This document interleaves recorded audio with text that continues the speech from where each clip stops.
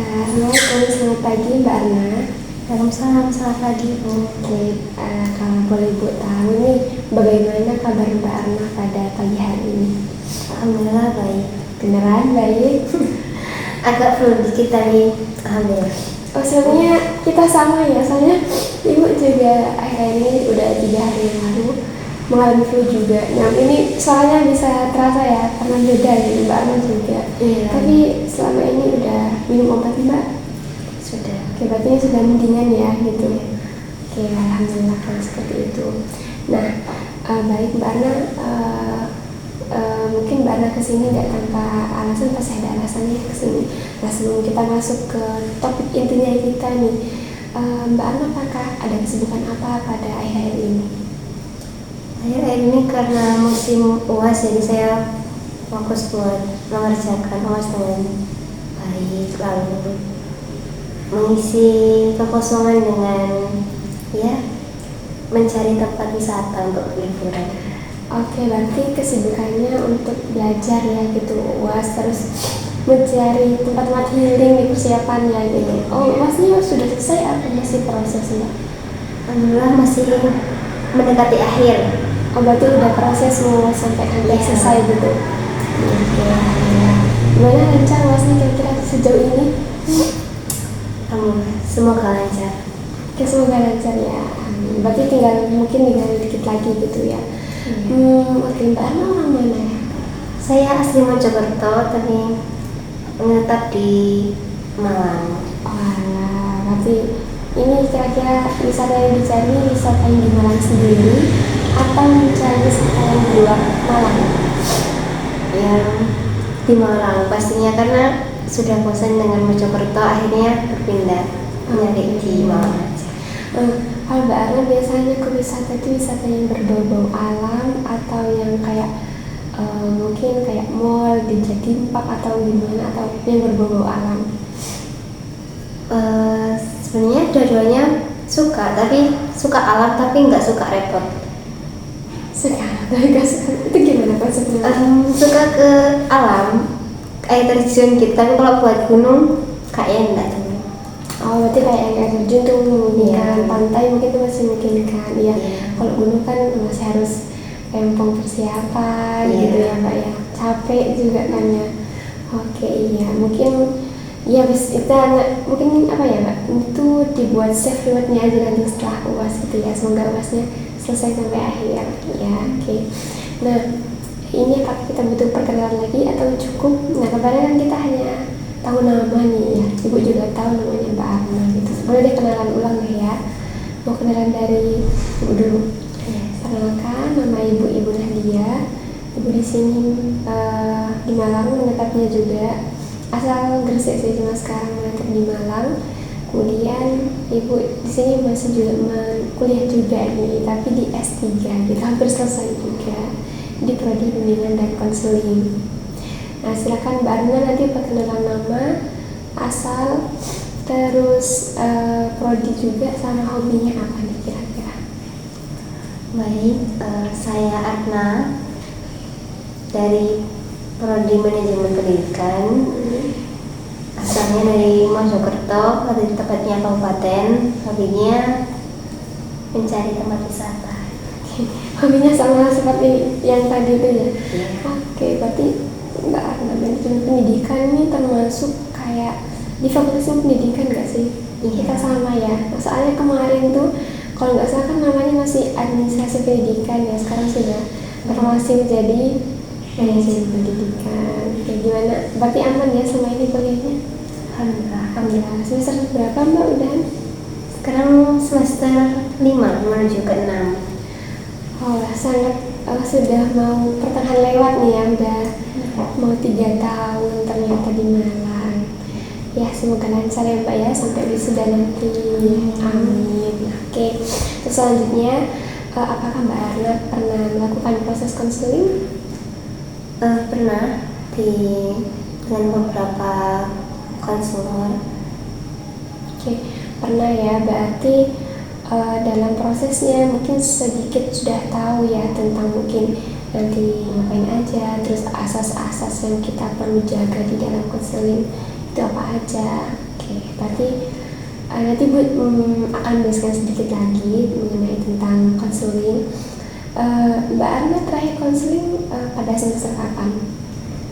Semester 3 ya, berarti kemarin. Berarti hampir 1 tahun lah ya. Iya. Jadi biar ingat lagi nih, jadi proses konseling itu di mana ada saya sebagai konselor dan yang akan memfasilitasi Mbak Arna nanti. Nah, Mbak Arna di sini jadinya sebagai konseling, di mana nanti di sini kita akan membahas satu permasalahan ataupun apapun itu yang akan kita bahas di sini dengan Mbak Arna. Jadi di sini Ibu bantunya menjadi fasilitator sebagai pembantu, bukan yang tiba-tiba kayak menyarankan Mbak Arna harus gini tidak. Tapi kalau mungkin pun itu nanti dibutuhkan bisa disampaikan saja. Jadi Ibu di sini tidak semata-mata langsung memberikan saran atau masukan kepada Mbak Arna seperti itu. Nah, untuk selanjutnya tujuannya yaitu untuk kita bersamai konseling menyelesaikan permasalahannya. Kemudian nanti juga kalau semisal dalam konseling ini kita tidak cukup satu sesi, jadi mungkin nanti bisa di next di selanjutnya seperti itu. Nah, dalam untuk rahasianya semuanya ini ceritanya nanti Mbak Arna tidak usah perlu takut dan khawatir.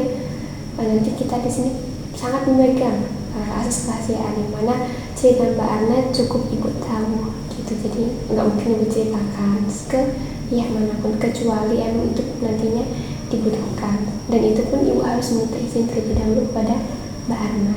Apakah dapat dipahami ya? Bisa. Proses konseling ini kita berjalan kurang lebih 30 menit. Nah, jadi seperti yang saya bilang, kalau misalkan nanti kita tidak mencukupi dalam 30 menit itu, kita bisa melakukan sesi selanjutnya seperti itu. Dapat dipahami ya Mbak ya?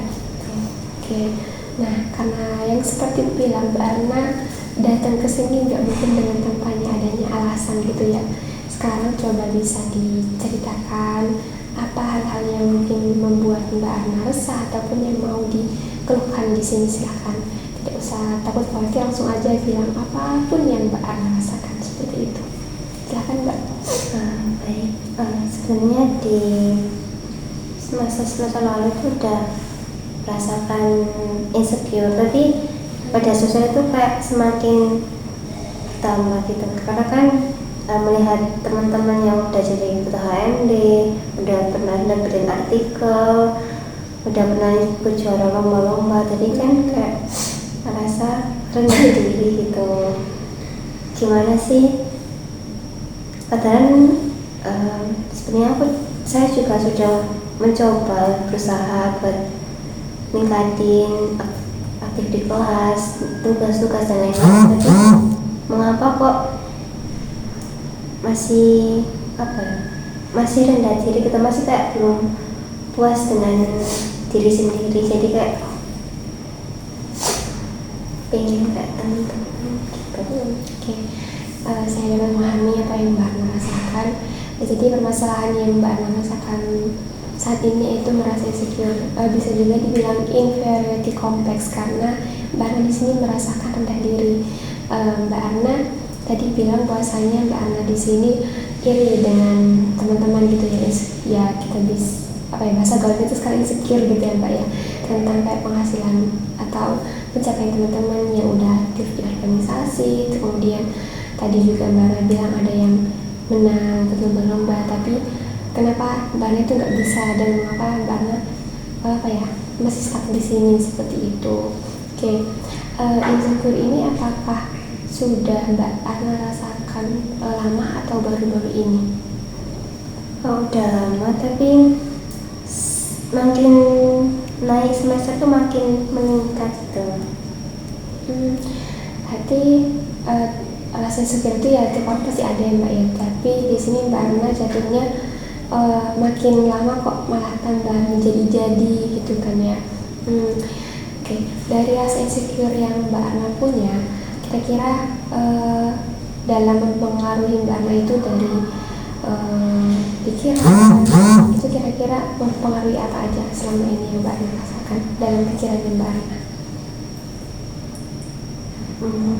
Ya, kayak ketika di kelas itu kayak ngerasa kurang cocok gitu, karena teman-teman kan semuanya juga udah nguasain materi apa jadi kayak merasa kurang cocok di kelas, jadi tidak aktif gitu, kayak merasa kalah saing. Jadi oke, baik. Jadi Mbak Ana selama seperti ini efeknya ke sana ya, efeknya jadi kayak merasa kalah saing dan lain-lain. Oke, dari Mbak Ana, apakah Mbak Ana sebelumnya sudah pernah melawan jika rasa insecure ini datang, dan mungkin apa sih yang pernah Mbak Ana lakukan atau Mbak Ana buat biar apa ya, rasa insecure ini itu tidak terjadi di dalam diri Mbak Ana? Udah pernah coba buat tiap malam belajar, terus ngumpulin tugas ini, mendengarkan materi-materi, baca-baca artikel materi gitu, tapi rasa rendah diri itu kayak masih tetap ada gitu, nggak bisa hilang sepenuhnya. Terus semakin lama kok rasa insecure ini kok malah tambah-tambah gitu, kayak semakin mengganggu pembelajaran. Berarti selama ini Mbak Ana coba menghilangkan rasa insecure ini dengan lebih giat belajar, intinya lebih gitu ya, tapi masih tetap aja dan tidak bisa seperti teman-temannya seperti itu. Oke Mbak Ana, jadi coba di sini Mbak Ana posisikan bahwasanya diri kita itu bukan diri yang bermasalah. Contoh, kan Mbak Ana ini bilang bahwasanya Mbak Ana tadi kan insecure gitu kan, tapi coba kita pisahkan. Jangan Mbak Ana beranggapan bahwasanya aku ini orang yang insecure, tapi diri Mbak Ana dengan insecure ini itu adalah musuh. Jadi bagaimana caranya Mbak Ana harus melawan rasa insecure ini, bukan Mbak Ana beranggapan aku ini insecure seperti itu. Nah, jadi coba kira-kira kalau misal sejauh ini kan Mbak Ana masih insecure ya, kalau Mbak Ana ingin menamai permasalahan ini, kira-kira Mbak Ana akan menamai rasa insecure yang ada pada diri Mbak Ana itu sebagai apa namanya kira-kira? Mungkin kalau si paling apa gitu, misalnya kalau Mbak Ana takut nanti dikasih nama si paling takut. Nah, kalau di dalam permasalahan insecure ini, kira-kira Mbak Ana akan menamai masalah itu si bagaimana? Si pembuat masalah. Oke, si pembuat masalah. Nama yang cukup menarik, karena kan dari si pembuat masalah ini itu timbullah masalah-masalah kan di Mbak Ana gitu ya. Oke, Mbak Ana, selama ini si pembuat masalah ini atau si insecure ini ya, kira-kira ketika ada pada diri Mbak Ana itu datangnya ketika kapan saja, dan tidak datang insecure itu ketika kapan saja selama ini?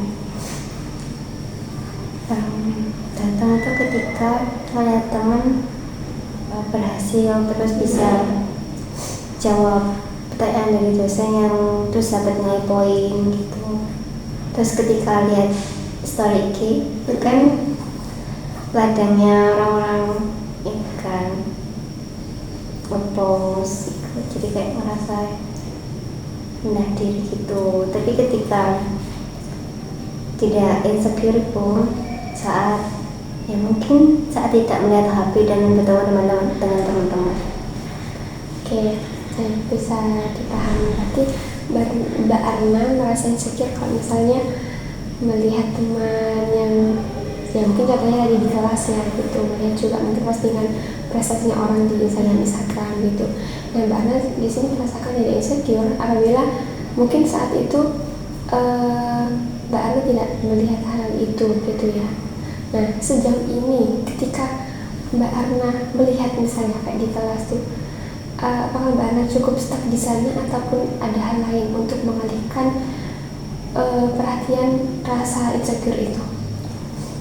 Biasanya saya coba buat menyibukkan diri biar nggak mendengar kata-kata dari teman dan dosen-dosen itu. Jadi mencoba menyibukkan diri atau main HP gitu.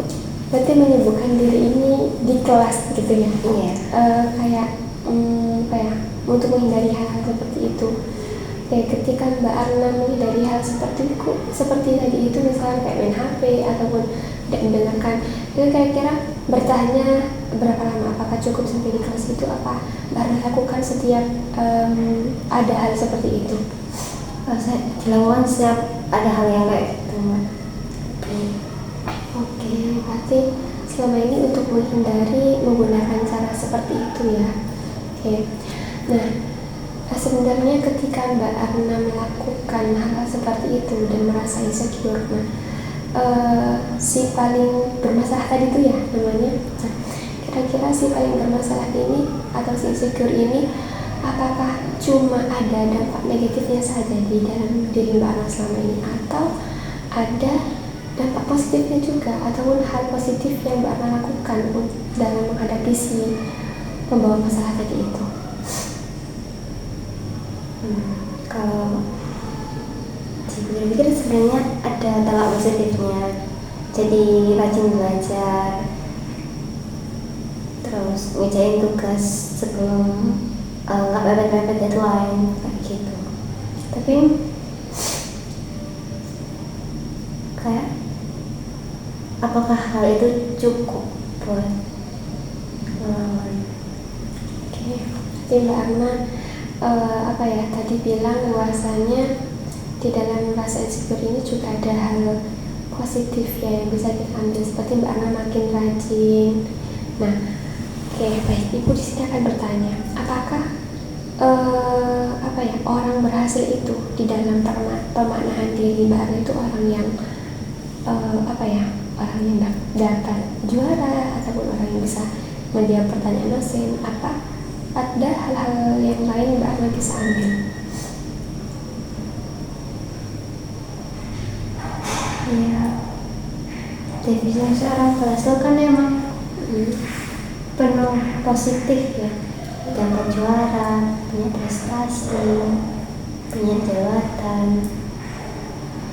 Oke. Sebenarnya Mbak Arna sadar nggak kalau misalnya Mbak Arna itu secara tidak langsung sudah menemukan cara untuk menghindari rasa insecure dan si pembuat masalah tadi itu?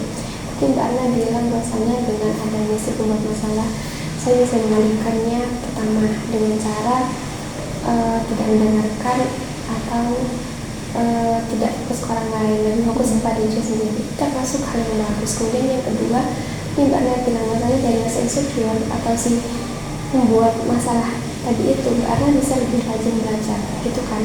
Dan sebenarnya di dalam hal ini, Mbak Arna, kalau kita lebih fokus ke pendapatan orang lain, kita malahan akan berlarut di dalam rasa insecure itu. Tapi beda dengan misalnya kalau misalnya orang itu kayak bersyukur dengan pendapatan itu sendiri, dengan kayak misalnya yaudah itu temanku, ini aku, jadi aku nggak usah menyamakan diri aku sama orang lain seperti itu. Nah, tadi sebenarnya Mbak Arna udah mengetahui ya nilai yang positif yang ada pada diri Mbak Arna.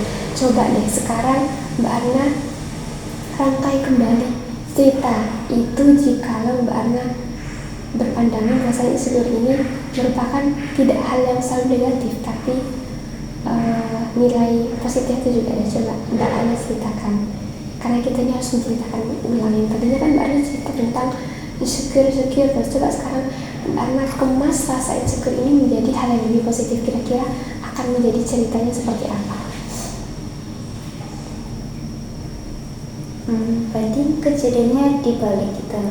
Iya, nah dia kan Mbak Arna tadi bilang misalnya saya selama insecure karena melihat pendapatan teman yang gini-gini. Nah, tadi Mbak Arna itu kan sudah menemukan maksudnya. Kalau diceritakan ulang, jadi Mbak Arna itu akan bagaimana? Misal contohnya, saya kan selama ini insecure, tapi saya tidak memandang insecure ini sebagai gini. Terus yang akan mengucapkan Mbak Arna ke depannya apa? Itu bisa diceritakan. Jika cerita ini dikemas menjadi hal yang lebih baik gitu, enggak yang berbicara negatif saja. Mungkin dengan berusaha konsisten belajar dan lain-lain, jadi bisa membentuk diri saya itu jadi punya karakter yang kuat. Jadi ketika mendengar teman-teman punya prestasi dan lain-lain, itu malah semakin saya buat fokus ke diri saya sendiri, buat semakin rajin baca dan lain-lain. Akhirnya saya menemukan kenyamanan saya sendiri. Oke, berarti kedepannya Mbak Arna akan melakukan hal itu ya? Iya. Kalau misalnya Ibu untuk Mbak Arna disuruh menamai ulang hal tadi, kan Mbak Arna namai sebagai si pembuat masalah ya. Kalau sekarang cerita itu berubah seperti yang tadi Mbak Arna ceritakan, kira-kira akan dirubah nama menjadi apa? Mungkin Bu Nadia ada saran? Kalau saya mungkin akan menamainya si paling percaya diri. Iya. Gimana? Kira-kira cocok nggak? Cocok sesuai namanya. Iya. Alasannya nih kenapa cocok, kira-kira bisa diambil nggak atau bisa didalam nggak sih Mbak Arna? Kenapa si paling percaya diri ini cocok dengan cerita barunya tadi Mbak Arna? Jadi mungkin dengan adanya nama baru yang buatkan pembuat masalah, membuat saya jadi menjadi percaya diri, mampu berdiri sendiri, tidak rendah diri lagi, bisa fokus untuk bersyukur kepada diri sendiri. Oke. Sebentar lagi. Oke, itu bisa menggambarkan pemaknaan baru ya pada diri Mbak Arna. Untuk selanjutnya Mbak coba Mbak Arna tulis 2 atau 3 poin di sini, hal positif apa yang akan dilakukan jika Mbak Arna seketika mengalami insecure itu. Coba bisa ditulis, nanti ditulis di sini ya Mbak ya. Ya.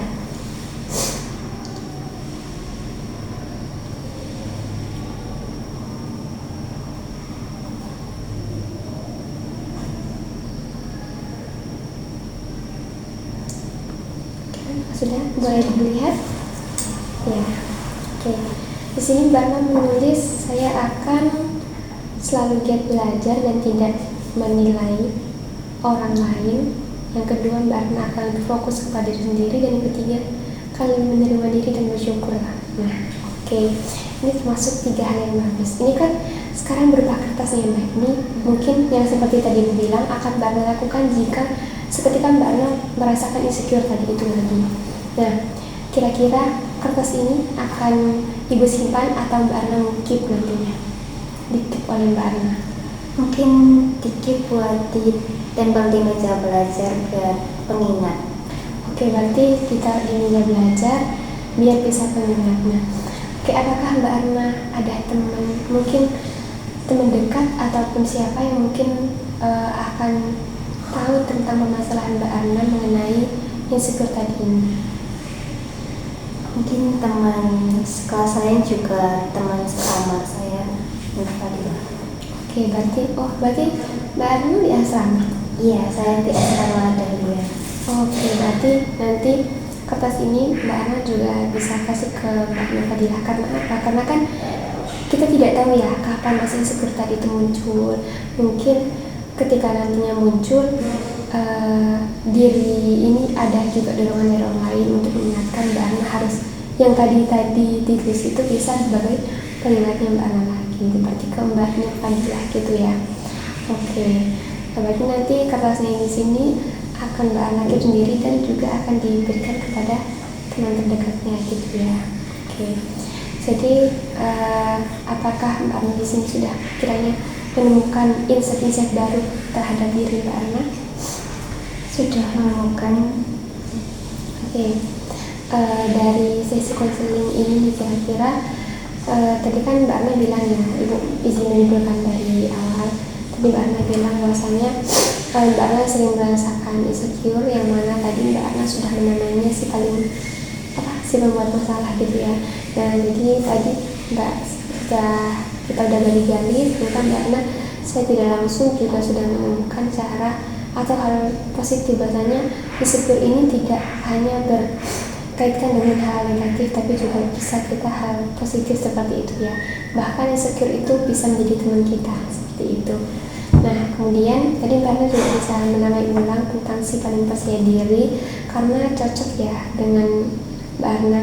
Percaya diri dalam hal apa? Dengan pendapatan Mbak Ana, dengan apapun yang dialami oleh Mbak Ana itu harus percaya diri, karena jika kita selalu melihat kepada orang lain, kita tidak akan fokus kepada diri kita sendiri, pasti fokusnya ke orang lain gini. Nah di sini kita kan kayak lupa harusnya loh aku yang harus kayak gini, bukan saya melihat orang lain seperti itu. Jadi Mbak Ana sudah menyadari hal itu dan sudah menemukan apa-apa saja yang akan dilakukan ke depannya. Dari sesi konseling ini kira-kira Mbak Ana dapat memetik pelajaran atau kesimpulan apa?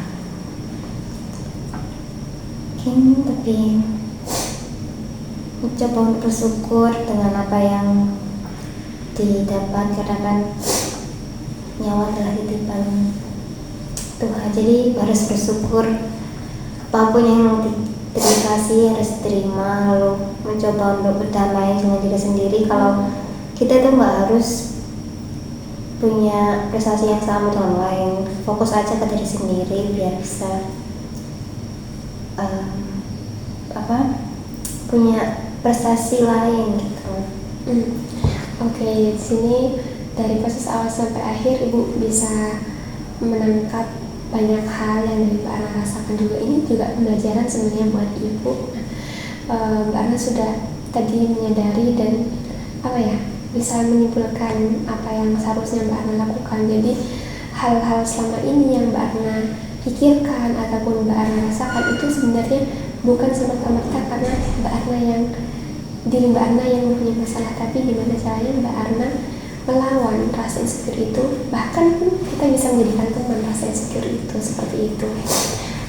Untuk kedepannya semoga apapun yang akan dilakukan oleh Mbak Ana, Ibu nitip semoga hal-hal tadi yang ditulis itu bisa dilaksanakan. Kemudian juga semoga rasa insecure ini tidak selalu menghantui Mbak Ana gitu ya, agar di dalam berkuliah, apalagi perawan ini semester akhir. Nah jadi misalnya pun nanti dalam proses skripsi Mbak Ana prosesnya tidak masih di bawahnya teman-teman, itu nggak apa-apa. Jadi jangan lebih fokus ke orang lain, tapi fokus kepada diri sendiri aja. Ya udah, ini aku bukan dia, jadi biarkan menjadi aku yang seperti ini. Oke, saya sangat bangga dan cukup mengapresiasi yang dialami oleh Mbak Ana. Semoga kedepannya bisa berjalan dengan lancar ya untuk kuliahnya, seperti itu. Nah mungkin ini udah kurang lebih 30 menit. Nah habis ini apakah ada kegiatan lain Mbak? Mungkin lanjut mengerjakan UAS. Harus mengerjakan UAS. UASnya take home atau kerjain di kelas? Di kamar mungkin ketiduran. Untungnya UASnya take home, jadi bisa sambil rebahan kerjanya. Oke, berarti di hari ini nggak ada kegiatan lain ya? Habis ini tinggal UASnya tadi itu. Itu UAS terakhir apa ada UAS lagi? UAS terakhir. Kebetulan terakhir. Mata kuliah apa Mbak? Kepemimpinan pembelajaran. Oke, anak penjujur banget ya gitu. Oke, baik. Terima kasih Mbak Ana atas waktunya. Ibu mohon maaf jika ada kesalahan dari kata pengurutan maupun masih mungkin ada kata-kata yang masih kurang cocok di Mbak Ana, itu Ibu minta maaf ya jika ada kesalahan. Semoga kedepannya kita makin baik-baik semuanya. Sekian dari saya. Nah, jika mungkin Mbak Ana nanti mau bertemu lagi dengan Ibu, itu nggak apa-apa. Kita adakan sesi konseling lagi di lain hari seperti itu. Oke, mungkin cukup bisa disebutkan. Mohon maaf. Assalamualaikum warahmatullahi wabarakatuh. Assalamualaikum warahmatullahi wabarakatuh. Terima kasih.